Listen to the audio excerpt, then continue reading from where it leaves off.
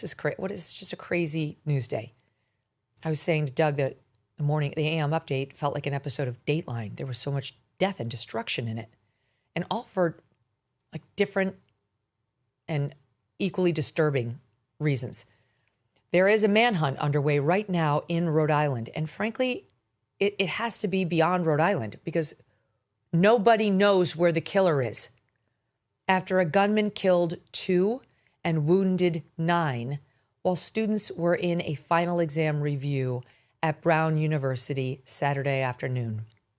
Police on Sunday detaining, began on Saturday into Sunday, a 24-year-old person of interest. That was Kash Patel's term in his tweet. But as we told you in this morning's AM update, authorities announced in a hastily arranged press conference late last night, it was after 11, that he was to be released because, quote, evidence now points in a different direction. They were making clear it's not him. They were making clear they had the wrong guy. Officials are now asking anyone who has video of the shooting or the shooter to hand it over, and saying that they are still relying on the single, we're showing now, video previously released of the suspected gunman. For the listening audience, it's a man, medium-sized build, all dark clothing, turning a corner on what appears to be a little campus block with a hat on, walking fairly briskly, not suspiciously briskly, and then heading out of screen. There's really nothing about him of note other than I'd say he's probably got a little bit more weight, like heft to his body than your average, like slender 19-year-old.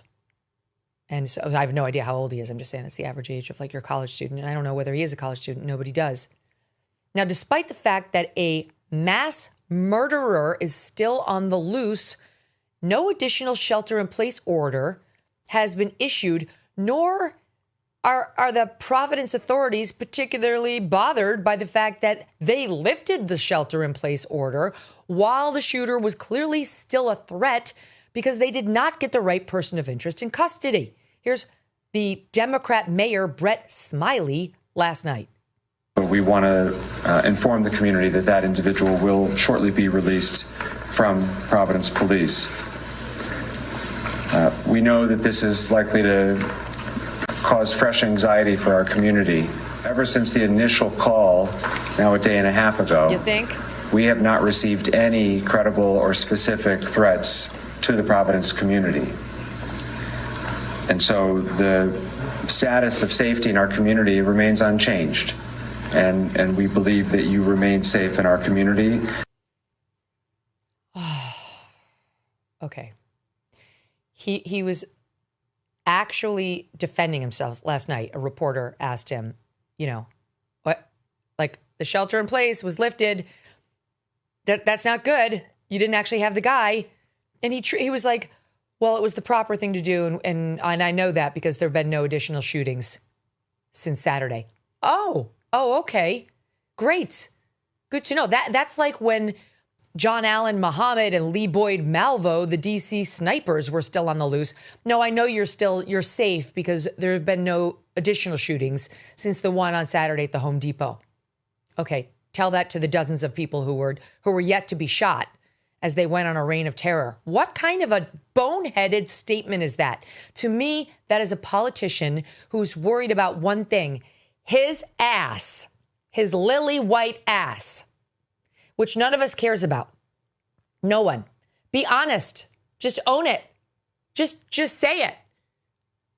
In retrospect, that it was too soon. And if I were that mayor, frankly, I'd be like, we fucked up. We trusted the FBI. That's what I'd be saying. I mean, that's how these things typically unfold. And the FBI is going to say whatever it's going to say. But why is he pretending it was all fine and good?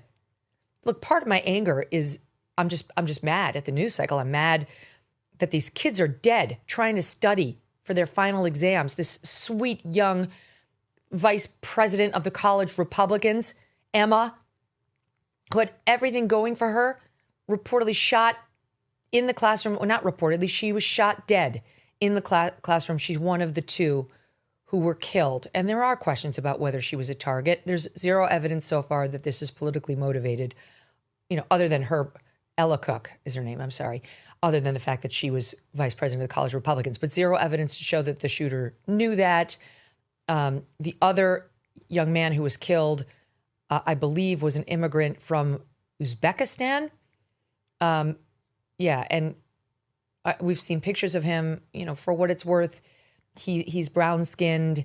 Like that's not, it doesn't line up. Nothing lines up, like to a political motivation right now. Just wait and see. All of that will come out. I believe eventually they'll get the person and we'll see. But my point is simply, I'm being harsh on the authorities because I'm pissed off about the shooters. And this guy's still at large. Amazingly, he's still at large. And look, we're in the Northeast. We're in New England. I don't know where this guy is, and clearly neither do the authorities. Here to react to all of it and more is Emily Jashinsky. She's host of After Party with Emily Jashinsky on the MK Media Podcast Network, which, by the way, I just got the numbers because they update me since it is the MK Media Podcast, and she's crushing it. Emily's doing so well. Her podcast only goes twice a week, but people are tuning in record numbers on the YouTube when it airs live at 10 p.m. You can check it out, and also as a podcast. So please check out what everybody's loving and tune in yourself. She's also now the host of the MK Wrap-Up Show that airs after this show does on SiriusXM channel 111. Okay, that starts at 2 p.m. Eastern right after our show finishes. Emily, welcome back. Great to have you. Thanks for having me, Megyn. What a day. So I'm sorry, but Keystone Cops comes to mind when you look at what happened at Brown University over the past 36 hours. They apparently, reportedly, they actually first said that there was somebody, a person of interest or being detained or examined who was some Asian guy who had nothing to do with it. Then there was this report on Cash's X feed saying, thanks to that the local authorities had given him a tip about somebody staying in a hotel, that they ran it through some sort of like cellular data analysis unit that they have at the FBI. And that led them to this guy whose name we're not going to be reporting because he's innocent, according to the Providence locals. They didn't use that word, but they made clear they've moved past this guy now, moved on from him. And his name was all over the internet. No, the authorities didn't say it, but it was everywhere. It didn't take long, so clearly they were leaking it. First, the wrong picture was being circulated by the media all over X of the guy who was the person of interest. Then they took that guy's picture down, and the proper picture went up with the person of interest who was being questioned by authorities, but he was not, as it turns out, the guy at all. So now two guys have been besmirched as potential mass shooters wrongly.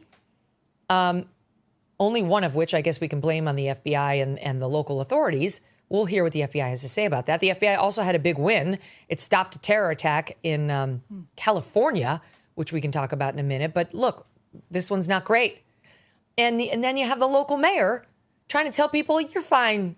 You're fine. This is not a pick yourself up, dust yourself off. You're tough. You can do it, sweetheart.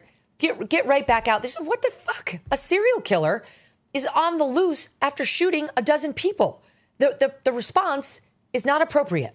And there's sort of echoes of what Luigi Mangione did last year, where you have someone coming up, shooting folks and then walking away. Presumably this campus is blanketed with CCTV. And so that makes it, I think, Megyn, even more unbelievable that the FBI and local authorities projected such confidence in their detainment of a suspect. You can detain a suspect and not announce it. You can detain a suspect and announce it in a different way. The way I interpreted the announcements were that they felt pretty good about it. And so I would be furious in Providence, if my child were at Brown, if I lived in the area, I would just be beside myself with anger because I think they projected way, way, way too much security into the area. And on top of that, I mean, again, this is a campus. There's CCTV absolutely everywhere. So I don't understand how you feel good. I mean, Well, not on this building. Right. That's what they're saying, that this was an old building and it didn't have cameras. And I would imagine either way, going in and out of that area That would be my understanding of a campus, is that even if the building doesn't have it, you should be able to figure out whether a person of interest is a serious person of interest, the type that you might announce to the public, or keep it, still under wraps to some extent, because you should be able to connect the dots, 2 and 2, all of that type of stuff. It seems like they jumped the gun seriously. And I mean, on top of this, I think, unfortunately, there's an effort to get Kash Patel for political reasons inside of the FBI right now. I do think, unfortunately, this is also going to raise political questions for Kash Patel, because it looks like another rush. I don't know if that's the case yet, but it does really look like that.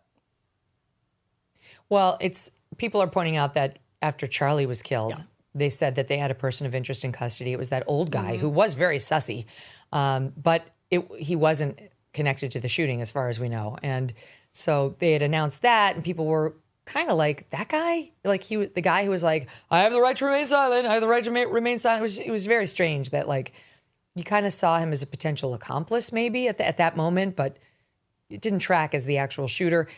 And then they later kind of had to say, okay, didn't get that right. And then, Kash was saying, look, we're trying to be very transparent. It's not great to have another one of those. And now how much time has been lost in tracking the real killer, because they were very focused on this guy.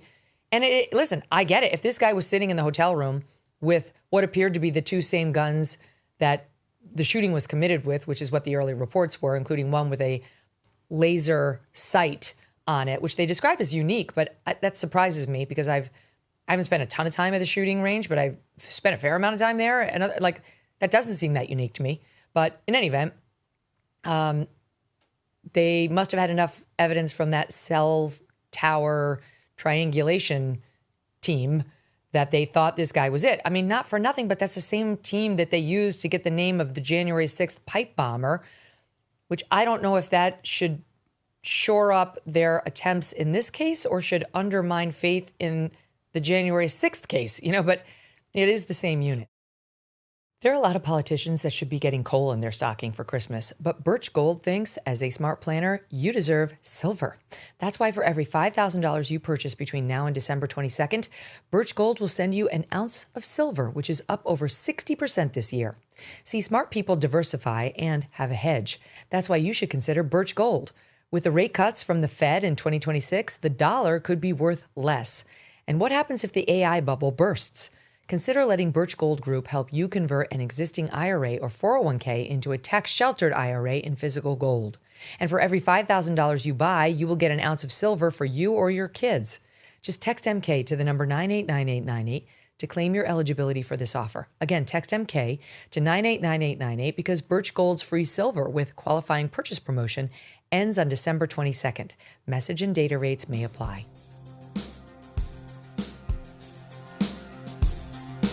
Thanks so much for watching. If you like what you just saw, hit the subscribe button for more clips and full episodes.